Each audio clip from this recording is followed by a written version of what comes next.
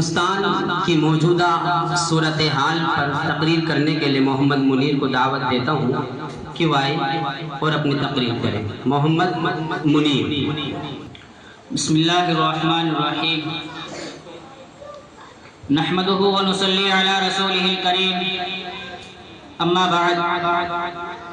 محترم علماء کرام، سامعین جلسہ، نوجوانان ملت اور پیارے بزرگوں، السلام علیکم ورحمۃ اللہ وبرکاتہ۔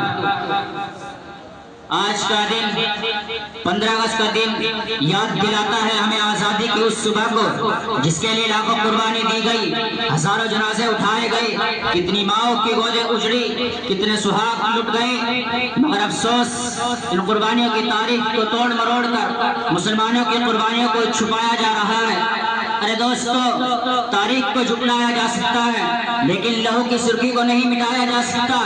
جنہوں نے وطن کی خاطر قربانی دی آج وہ شک کے دائرے میں ہے، جنہوں نے وطن کی خاطر قربانی دی آج وہ شک کے دائرے میں ہے، جنہوں نے سینہ سپر ہو کر ملک کو بچایا آج انہیں غدار کہا جا رہا ہے۔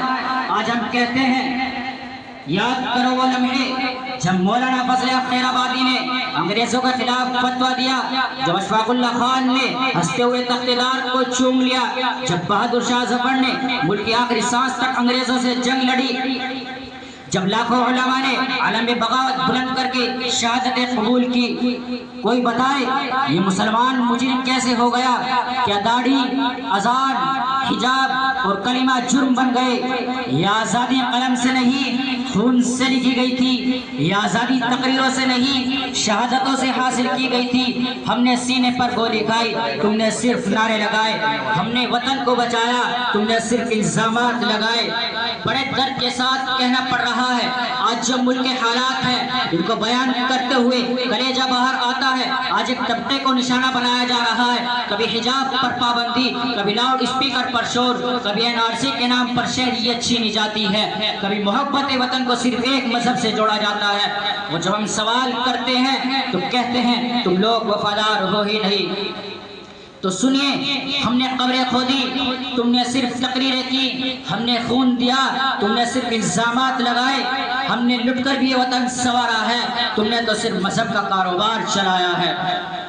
اب ہم پوچھتے ہیں کیا بھارت ماتا کی جے صرف ایک طبقے کی جاگیر ہے؟ کیا سارے جہاں سے اچھا کا نعرہ ایک قوم کا ہے؟ نہیں، بالکل نہیں۔ یہ ملک ہر انسان کا ہے جو اس مٹی سے محبت کرتا ہے۔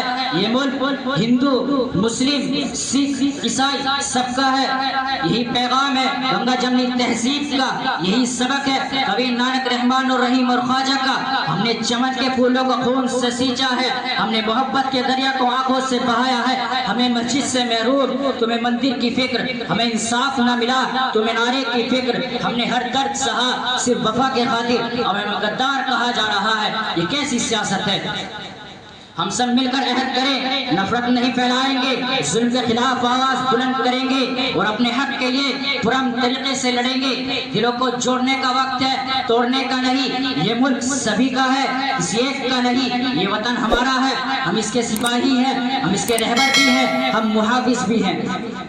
ہم چاہتے ہیں ملک میں امن و انصاف ہو، سب کو مساوی حقوق دیے جائے، نفرت کی سیاست کو روکا جائے، مسلمان کو ان کا وہ مقام دوبارہ دیا جائے جس کے وہ حقدار ہیں، مسلمان کو ان کی شناخت، عقیدے اور لباس کے ساتھ جینے دیا جائے۔ ہم چاہتے ہیں نہ کوئی ہندو ڈرے، نہ کوئی مسلمان، نہ کوئی دلت کچلا جائے، نہ کوئی عیسائی نظر انداز ہو، بلکہ ہر شہری کو اس کے آئینی حق ملے، آزادی کا حقیقی مطلب ملے۔